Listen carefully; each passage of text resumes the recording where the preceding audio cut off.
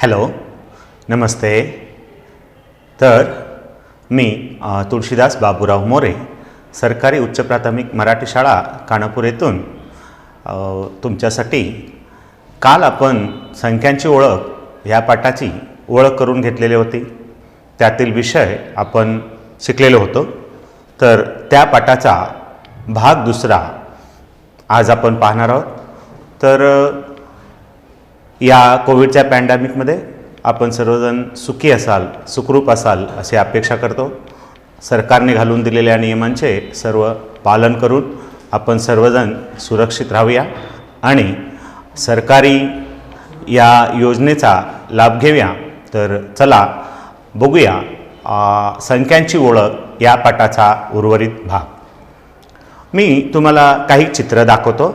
बघा, इथं एक कुकरचं चित्र येत आहे. या कुकरच्या चित्राची आपण किंमत किती अशी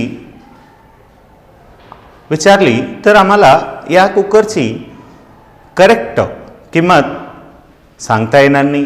पण आपण या कुकरच्या चित्राची अंदाजे किंमत काय करू शकतो, सांगू शकतो. तशाच पद्धतीनं इथे पहा, या चित्रामध्ये तुम्हाला गॅसची शेगडी दिसते. या शेगडीची किंमतही आम्हाला परिपूर्ण करेक्ट सांगता येणार नाही.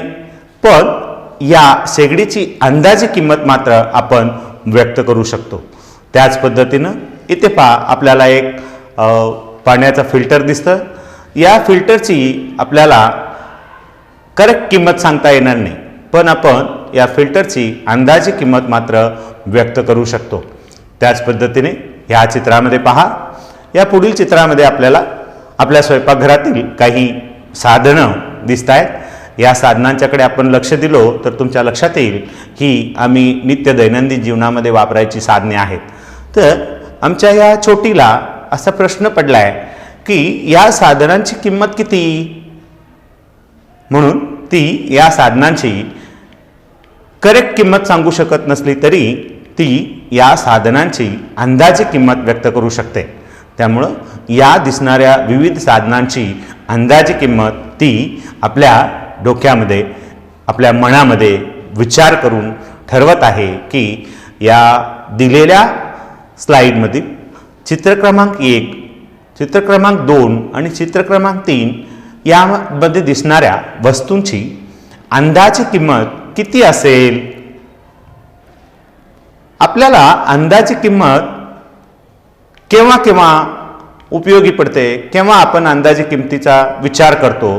तर सर्वसाधारणपणे आपल्या घरामध्ये एखादा समारंभ असेल आणि त्या समारंभामध्ये किती माणसं आपल्याला आपल्या घरी कार्यक्रमासाठी येणार हे नक्की सांगता येत नाही.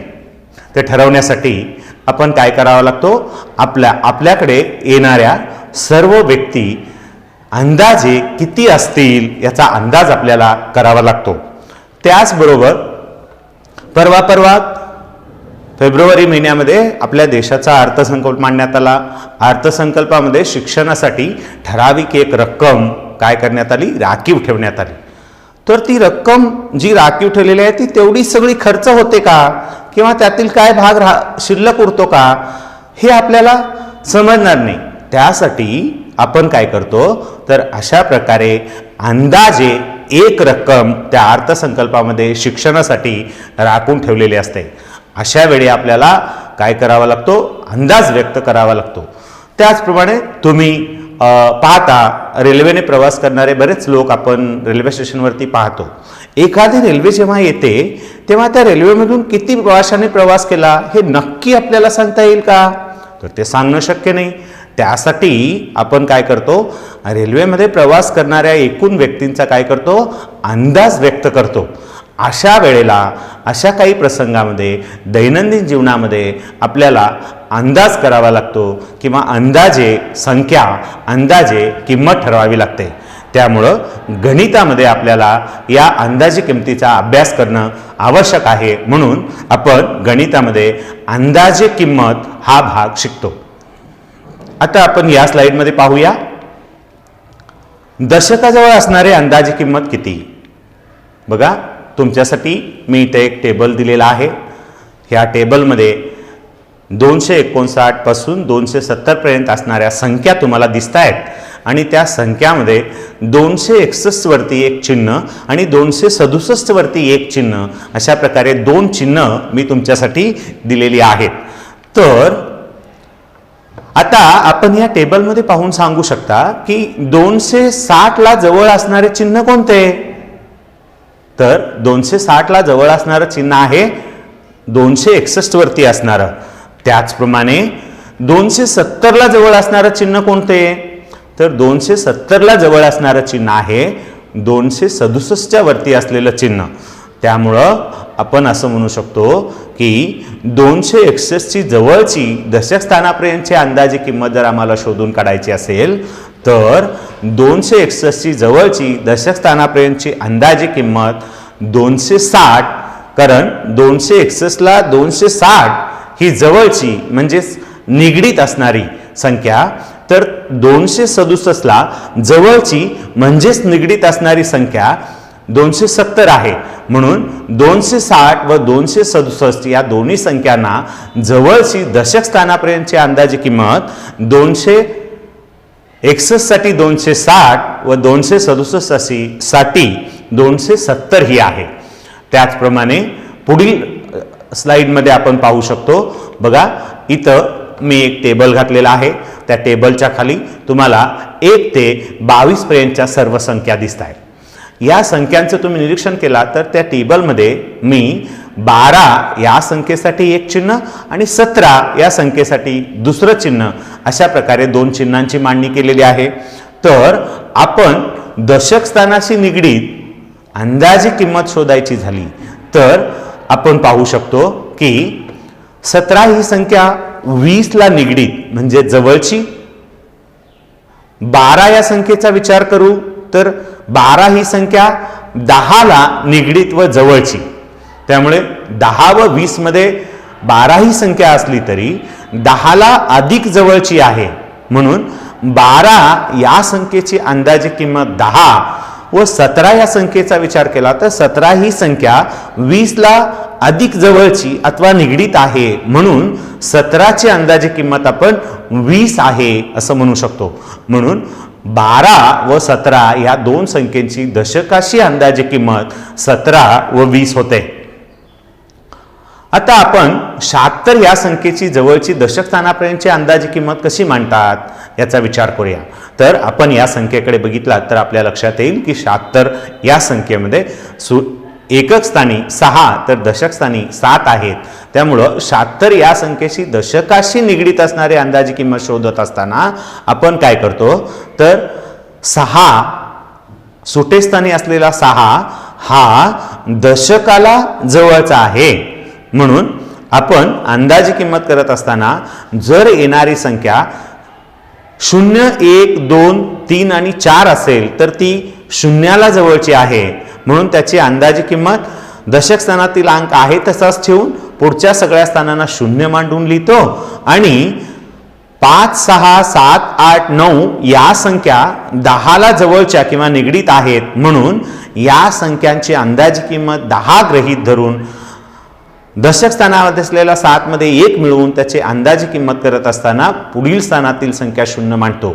त्यामुळं 76 या संख्येची अंदाजे किंमत ठरवत असताना आपण काय केलेलं आहे तर ती संख्या 80 ला जवळची आहे. म्हणून त्याची अंदाजे किंमत 80 केलेली आहे. कारण 76 या संख्येतील सुटे स्थानातील 6 ही संख्या जी आहे त्याची अंदाजे किंमत 10 होते. म्हणून आपण 76 या संख्येची अंदाजे किंमत 80 आहे असं सांगू शकतो. आता या स्लाइडमध्ये तुम्ही पाहू शकता मी तुमच्यासाठी काही संख्या दिलेल्या आहेत. या संख्यांच्याकडे बघून आपण या संख्यांच्या अंदाजे किमती निश्चित करू शकतो. जसं पहिली संख्या आहे 28, त्याची अंदाजे किंमत 8 ही संख्या 10 ला जवळ असल्यामुळं दशक स्थानातील 2च्या जागी 1 अधिक होऊन 3 आणि 8च्या जागी 0 अशा प्रकारे 30. 39 या संख्येची अंदाजे किंमत 40. 41 या संख्येची अंदाजे किंमत 40. कारण 41 या संख्येमध्ये सुटे स्थानामध्ये 1 आहे. तो 1 शून्याला जवळचा किंवा निगडीत असल्यामुळं त्याची 4 आहे तसाच ठेवून 1च्या जागी 0 मांडून 41 या संख्येची अंदाजी किंमत 40, 64 या संख्येची अंदाजी किंमत 60, 215 या संख्येची अंदाजी किंमत 220, 1453 या संख्येतील दशकाशी संबंधित अंदाजी किंमत 1450, तर 2936 या संख्येची दशकाशी निगडीत असणारी अंदाजी किंमत 2940 अशा प्रकारे आपण अंदाजे किमती निश्चित केलेल्या आहेत. त्यापुढे जाऊन आपण पाहूयात स्थानाजवळ अंदाजी किंमत कशी निश्चित करायची. तर मी तुमच्यासाठी बघा 410 ही संख्या आपण उदाहरण घेतलं होतं. 410 ही संख्या 400ला जवळची की 500ला जवळची हा विचार आपण सगळ्यात पहिल्यांदा करायला पाहिजे.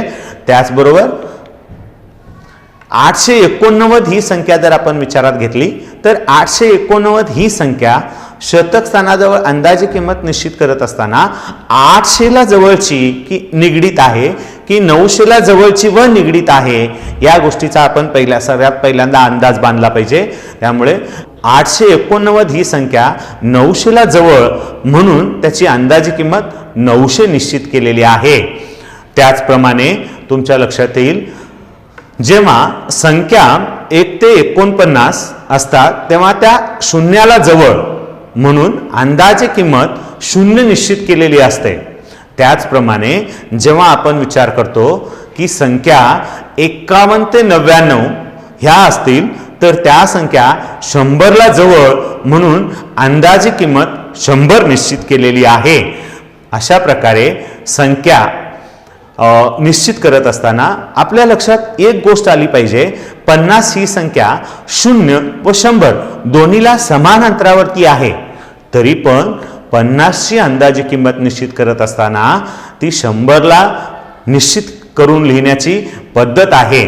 त्यामुळे आपण 50 ही संख्या सुद्धा 100लाच जवळ निश्चित करतो. यापुढे आपण पाहू खालील संख्यांची शतक स्थानातील अंदाजे किमतींचे निरीक्षण करून आपण समजून घेऊ की कशा पद्धतीनं अंदाजे किमती व्यक्त केलेल्या आहेत. जसं 841 या संख्येची जर आपण अंदाजे किंमत लक्षात घेतली तर आपल्या लक्षात येईल 41 ही संख्या शून्याला जवळची किंवा निगडीत आहे कारण आपण शतक स्थानातील अंदाजे किंमत निश्चित करत आहोत. त्यामुळं 841ची अंदाजे किंमत ही 800 निश्चित केलेली आहे. 9537 चा विचार केल्यानंतर आपल्या लक्षात येईल की 37 ही संख्या शून्याशी निगडीत आहे किंवा शून्याला जवळची आहे कारण आपण 0 ते 49 या सगळ्या संख्या शून्याशी जवळच्या अशा ठरवलेल्या आहेत. त्यामुळं 9537 ची अंदाजी किंमत ही 9500.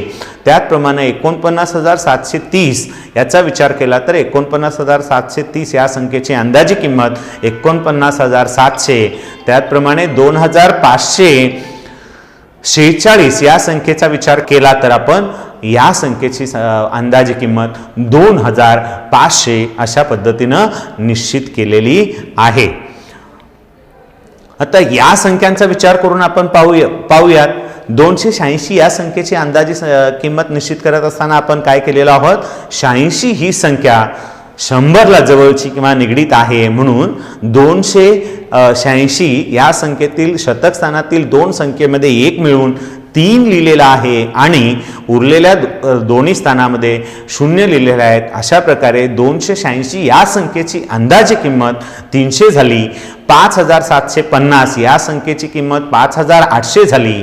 168 या संख्येची अंदाजे किंमत 200 झाली आणि 149 या संख्येची अंदाजे किंमत 100 झाली कारण 49 हा शून्याला जवळचा किंवा निगडीत म्हणून 49 ची अंदाजी किंमत आपण 0 धरली तर 1 आणि पुढील स्थानात 0 अशा प्रकारे अंदाजे किंमत आपण काय केलेली आहे निश्चित केलेली आहे.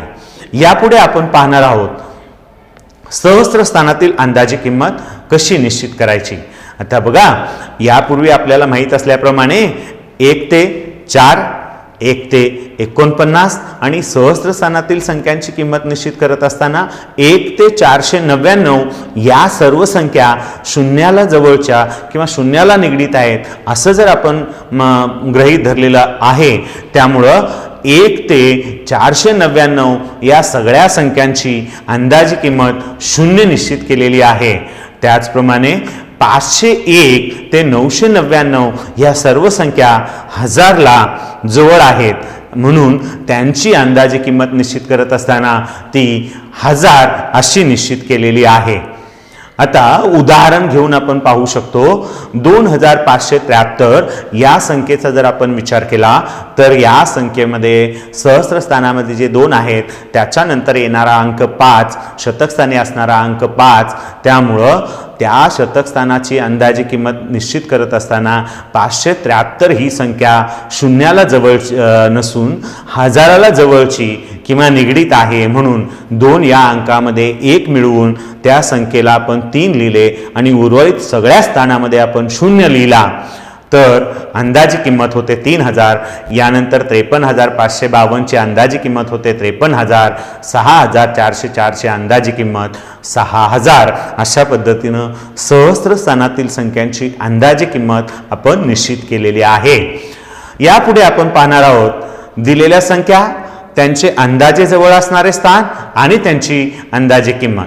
इथे 75,847 याचं उदाहरण जर आपण घेतलो आणि दशक स्थानातील अंदाजी संख्येचा अंदाज आपण केला, अंदाजे जवळ 10 असं दाखवलेलं आहे आणि त्याची अंदाजी किंमत होईल दशक स्थानामध्ये असणारा, सुटे स्थानामध्ये 4 आणि सुटे स्थानामध्ये असणारा 7 या 2 संख्येचा विचार केला तर 7 ही संख्या 10ला जवळ आहे, त्यामुळे 4 मध्ये 1 हातचा मिळवून किंवा 1 अधिक करून 5 आणि 7च्या जागी 0 अशा प्रकारे 75,850 अशी आपण अंदाजी किंमत व्यक्त केली आहे. 75,847 याची 100 किंवा शतक स्थानाची अंदाजी किंमत जवळ करत असताना ती 75,800 केलेली आहे, कारण 47 ही शून्याला जवळ असणार आहे, त्यामुळं बाकीचे शून्य मांडून 75,800 अशी संख्या आपण निश्चित केली. 75,847 मध्ये हजाराशी जवळ संख्या जर आपण विचार केला, सहस्र स्थानातील 5 आणि शतक स्थानातील 8 या 2 स्थानांचा विचार करून आपण संख्या निश्चित करत असताना ती होईल 76,000 आणि या 75,847 या संख्येची दशसहस्र स्थानातील अंदाजे किंमत आपल्याला व्यक्त करायची असेल तर ती होईल 80,000. तर आपण पाहिलो की वेगवेगळ्या संख्या अंदाजे किमती कशा काढायच्या. यानंतर आपण पाहणार आहोत अंदाजे किंमत काढून बेरीज. उदाहरण 1, 5,292 अधिक 17,980 या 2 संख्यांची अंदाजी किंमत काढून बेरीज करायची झाली तर आपल्या लक्षात येईल, आणि त्या संख्येमध्ये आपल्याला अधिक करायची संख्या आहे 5,292, त्या संख्येची अंदाजे किंमत आहे 5,000, म्हणून या दोन्ही संख्यांची जर आपल्याला अंदाजे बेरीज करायची झाली तर 18,000 मध्ये 5,000 मिळवून ते आपल्याला 23,000 अशा प्रकारे आपण काय करू शकतो, अंदाजे किंमत काढून बेरीज करू शकतो. त्यानंतर आपण पाहू अंदाजे किंमत काढून वजाबाकी कशा पद्धतीने करतात. तर उदाहरण आहे 5,673 वजा 436. आता 5,673 ही या संख्येची जर आपण अंदाजी किंमत काढली तर ती होईल 6,000. 436ची आपण अंदाजी किंमत काढली तर ती होईल 0, कारण आपण इथे सहस्र स्थानाचा अंदाजे किंमत व्यक्त करत आहोत, त्यामुळे ती होईल 0. आता अंदाजे वजाबाकी केल्यानंतर 6,000 मधून 0 वजा करून होतील 6,000. पण हा अंदाज आपला बरोबर झाला का हा प्रश्न आहे. खरोखर आपला अंदाज बरोबर आहे का हे तपासून पाहावं लागेल.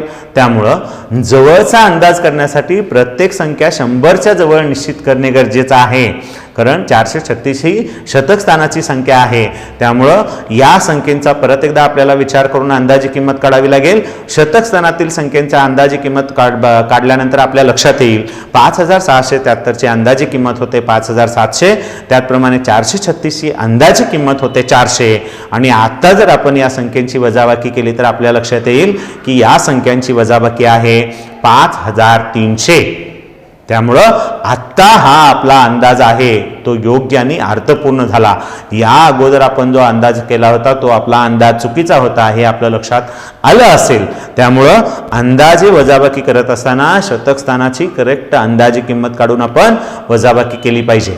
यानंतर आपण पाहणार आहोत अंदाजे किंमत काढून एखाद्या संख्येचा गुणाकार कशा पद्धतीने करावा. उदाहरण घेऊया आपण. उदाहरण 19 गुणले असतात तर या दोन संख्यांचा आपल्याला गुणाकार करायचा आहे. त्यामुळं सर्वप्रथम आपण 19 ची दशकाशी अंदाजे किंमत किती आहे ती निश्चित केली तर होईल 20. 78 ची दशकाशी अंदाजे किंमत निश्चित केली तर ती होईल 80. आणि या दोन्हीचा गुणाकार तर आपण लक्षात घेतला तर या दोन्हीचा गुणाकार होईल 1600. त्यामुळं या दोन्ही संख्यांची अंदाजे किंमत काढून आपण जर गुणाकार केला तर त्याचं उत्तर आपल्याला मिळेल 1600. परत यानंतर आपण पाहू की म्हणजे दशक स्थानाचे सोडून आणखी मोठ्या स्थानातील संख्यांचा अंदाजे किंमत काढून गुणाकार कसा करायचा. उदाहरण 2 मध्ये आपल्या लक्षात येईल 63. उदाहरण 2 मध्ये आपण 63 गुणले 182 या दोन संख्यांचा गुणाकार घेणार आहोत. त्यामुळं 63 ची शतकाशी जवळ असणारी अंदाजे किंमत जर आपण विचारात घेतली तर ती होईल 100. म्हणून 63 ची अंदाजे किंमत गुणिले 182 ची शतकाशी अंदाजे किंमत 200 होईल. त्या दोन्हीचा जर आपण अंदाजे गुणाकार केला तर तो होईल 20,000. पण आपण केलेला हा गुणाकार बरोबर आहे का निश्चित आपल्याला पाहावं लागेल. त्यामुळं आपण या संख्यांचा परत एकदा विचार करू आणि मग आपण नक्की गुणाकार किती होईल या ठरवू. आता योग्य जवळचा अंदाज करण्यासाठी 63 ला दशकाशी अंदाजी किंमत करून 60 व 182 ला दशकाशी अंदाजी किंमत करून 180 अशा प्रकारे आपल्याला अंदाजी किंमत काढावी लागेल. त्यामुळं आता आपण जर लक्षात घेतलात तर 63 ची दशकाशी अंदाजी किंमत आहे ती 60 आहे. त्यामुळं आणि गुणिले करून आपण 182 ची दशकाशी अंदाजी किंमत निश्चित केली तर ती होईल 180. त्यामुळे या दोन्हीचा गुणाकार जर आपण केला तर तो अंदाजे गुणाकार असेल 10,800. आपण यापूर्वी केलेला गुणाकार जर घेतला तर तो 20,000 होता आणि आता आपण केलेला गुणाकार 10,800 आहे. त्यामुळं आपण नक्की योग्य गुणाकाराजवळ पोहोचलेलो आहोत. म्हणून हा गुणाकार योग्य व जास्त अर्थपूर्ण होईल अशा पद्धतीने आपण दशक स्थानाशी अंदाजे किंमत निश्चित करून नंतर गुणाकार केला तर तो गुणाकार अर्थपूर्ण होईल. यानंतर आपण पाहणार आहोत 479 गुणिले 81. आता इथंही आपण वरील उदाहरणात पाहिल्याप्रमाणे 479 शतकाशी अंदाजी किंमत केली तर 500 आणि 81 ची दशकाशी अंदाजी किंमत केली तर 80. त्यामुळे या दोन्हीचा अंदाजे गुणाकार होईल 40,000. अशा पद्धतीनं आपण पुढील विषय शिकत असताना कंसांचा वापर आपण या गणितामध्ये या विषयामध्ये कशा पद्धतीनं करू शकतो ते शिकणार आहोत. तर उदाहरण पाहूयात 7 गुणिले 109 हे आपलं उदाहरण आहे. या उदाहरणाचा उपयोग करून आपण कंसाचा वापर कसा करतो ते पाहूया. इथं आपण 7 गुणिले 109 ला आपण विस्तार करून शतक आणि सुटे या पद्धतीनं 7 गुणिले कंसामध्ये 100 अधिक 19 असा लिहिलेला आहे. पुढे वितरण गुणधर्माचा उपयोग करून 100 आणि 9 या दोन्ही संख्यांना 7 ने आपण गुणाकार केलेला आहे. अशा पद्धतीनं गुणाकार केल्यानंतर 7 गुणिले 100 700 आणि 7 गुणिले 9 63. अशा पद्धतीने या दोन्ही संख्यांचा गुणाकार करून बेरीज केल्यानंतर आपल्या लक्षात येईल याचा उत्तर आलेला आहे 763. पुढील उदाहरण आपण पाहू. या उदाहरणामध्ये आपण 102 गुणिले 103 हे पाहणार आहोत. तर आपल्या लक्षात येईल की 102 चा आपण विस्तार करून 100 अधिक 2 आणि 103 चा विस्तार करून 100 अधिक 3 असे दोन वेगवेगळे कंसामध्ये कंस घालून त्या दोन्हीचा गुणाकार आपण करत आहोत. आता या गुणाकारामध्ये पुन्हा एकदा आपण वितरण गुणधर्माचा जर उपयोग केला तर 102 गुणिले दुसऱ्या कंसातील 100 102 अधिक दुसऱ्या कंसातील 3 अशा प्रकारे गुणाकार येईल. त्यानंतर कंसांचा आपण फोड करून गुणाकार केल्यास 100 गुणिले 100 अधिक 2 गुणिले 100 अधिक 100 गुणिले 3 अधिक 2 गुणिले 3 अशा प्रकारे आपण मांडणी करू शकतो. आणि त्यानंतर येणारे गुणाकार 100 गुणिले 100 10,000 2 गुणिले 100 200 3 गुणिले 100 300 आणि 2 गुणिले 3 6 अशा पद्धतीने या सर्व संख्या मिळवल्यानंतर आपल्याला उत्तर मिळेल 10,506. अशा पद्धतीने आपण कंसांचा उपयोग करू शकतो. रोमन संख्यासूचकांच्या बद्दल यानंतर आपण माहिती मिळवणार आहोत, कारण आपण भारतीय संख्या पद्धतीत आपण वेगवेगळ्या संख्यांचा उपयोग करत असलो तरी भारतीय संख्या पद्धती सोडून आणखीही वेगळ्या संख्या पद्धती आहेत. हिंदू अरेबिक संख्या पद्धती सोडून आणखी त्यापैकी रोमन संख्या पद्धती एक आहे. जसे आपण आपल्या नेहमीच्या व्यवहारामध्ये संख्यांचा वापर करतो, तशाच पद्धतीनं रोमन संख्यांचा वापरही आपण वेगवेगळ्या गणितामध्ये करत असतो. आपण जर घरामध्ये निरीक्षण केलेलं असाल तर आपण अनेक लोकांच्या घरामध्ये पाहिलं असाल की घड्याळामध्ये रोमन अंक लिहिलेले असतात. तर चला पाहूया घड्याळाचं चित्र. हे पहा, आपल्यासमोर घड्याळाचं चित्र आलेलं आहे. या घड्याळाच्या चित्रामध्ये रोमन अंक लिहिलेले आहेत. या रोमन अंकांचा जर आपण विचार केला तर तुम्हाला समजून येईल की 12, 1, 2, 3, 4, 5, 6, 7, 8, 9, 10, 11, 12 ही जी घड्याळातील तासाचे दर्शक आहेत ते आपल्याला या घड्याळामध्ये दिसून येतील. हे सर्व घड्याळातील अंक जे आहेत ते रोमन अंक आहेत. या घड्याळामध्ये तुम्हाला दिसून येईल की 1 ते 12 म्हणजे तासिका ज्या आहेत आपल्या दिवसाच्या तासिका, त्या तासिका रोमन अंकांचा उपयोग करून लिहिलेल्या आहेत आणि हे आपण रोमन अंक वापरणार आहोत. याचा आपण गणितामध्ये अभ्यास करणार आहोत. चला बघूयात तर रोमन अंक कशा पद्धतीनं लिहायचे. बघा, रोमन अंक 1 ते 10 कशा पद्धतीनं लिहितात. तर रोमन अंक 1 ते 10 लिहित असताना आपण इंग्रजीतील आय, 1 लिहिण्यासाठी आय, 2 लिहिण्यासाठी 2 आय, 3 लिहिण्यासाठी 3 आय अशा पद्धतीनं काय करतो, आय या इंग्रजीचा अक्षराचा वापर करतो. 4 लिहिण्यासाठी आय आणि व्ही, 5 लिहिण्यासाठी व्ही, 6 लिहिण्यासाठी व्ही आणि आय. कारण रोमन अंक लिहित असताना 1 लिहिण्यासाठी आय, 5 लिहिण्यासाठी व्ही, 10 लिहिण्यासाठी एक्स अशा प्रकारचे विविध संख्यासूचके जी वापरली जातात त्या संख्यासूचकांचा उपयोग करून 1 ते 10 अंक आपण असे मांडलेले आहेत. मग ते आय व्हीच्या मागे किंवा आय व्हीच्या पुढे, आय एक्सच्या मागे किंवा आय एक्सच्या पुढे का येणार त्याचे नियम आपण यानंतरच्या भागामध्ये अभ्यास करणार आहोत. नियम आपण चर्चा करू. आता इथे बघा, यानंतर 11 लिहिण्यासाठी काय करायचा, तर 11 लिहिण्यासाठी एक्सच्या पुढे 1 लिहिलो तर आपण काय करू शकतो, 11 ही संख्या मांडू शकतो. 12 संख्या मांडण्यासाठी एक्सच्या पुढे 2 आय लिहिले जातात. 20 ही संख्या लिहिण्यासाठी एक्स एक्स याप्रमाणे मांडणी करतो. आणि काही रोमन संख्या चिन्हे खालील प्रमाणे आहेत. बघा, इथं I, V, X, L, C, D, M ही सर्व रोमन संख्यासूचके आहेत. यांच्यासाठी आपण गणितातील संख्या चिन्हे वापरतो किंवा संख्यासूचके वापरतो ती अशी आहेत. 1 साठी आय, व्ही साठी 5, एक्स साठी 10, एल साठी 50, सी साठी 100, डी साठी 500 आणि एम साठी 1000. यानंतर आपण पुढील स्लाइडमध्ये पाहणार आहोत की रोमन संख्या मांडण्याचे नियम कशा पद्धतीने आहेत. जर बघा, आपण पहिला नियम असा आहे, जर संख्यासूचकांची पुनरावृत्ती झाल्यास त्यांची किंमत तेवढ्या वेळा मिळवली जाते. बघा, आपण उदाहरण पाहू. बघा, जसे 2 आय आणि आय लिहिलेला आहे, याचाच अर्थ आय मध्ये आय ही संख्या मिळवलेली आहे त्यामुळे ती 2 शी समान आहे. एक्स आणि एक्स 2 वेळा लिहिलेला आहे, त्याचा अर्थ एक्स मध्ये एक्स मिळवलेला आहे म्हणून ती 20 शी समान आहे. म्हणून 30 लिहिण्यासाठी एक्स अधिक एक्स एक्स एक्स असं आपण जेव्हा लिहितो तेव्हा 10 मध्ये 10 आणखी 10 असं मिळवलेला आहे असं आपण म्हणू शकतो. आता आपण दुसरा नियम पाहू.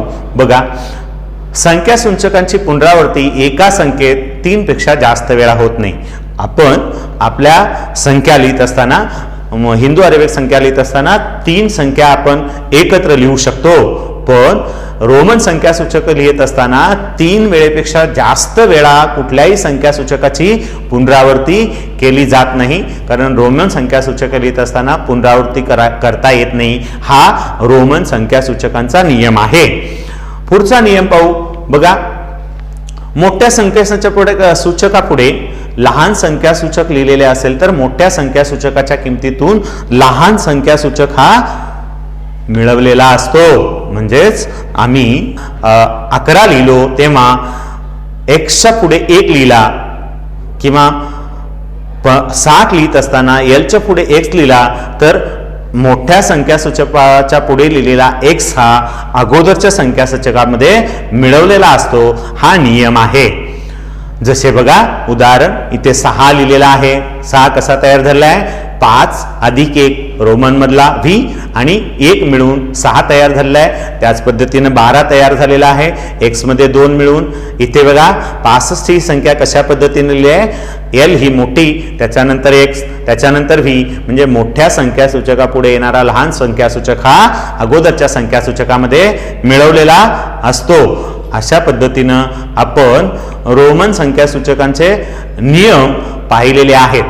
आणखी आपण संख्यासूचकांचे नियम, संख्यांची ओळख या पाठातील भाग दुसरा अभ्यासलेला आहे. या अभ्यासलेल्या भागाशी संबंधित जो काही भाग आहे तो तुम्ही समजून घेतलेला अशी आम्ही अपेक्षा करतो आणि आपल्या सर्वांची रजा घेतो. नमस्ते, जय हिंद.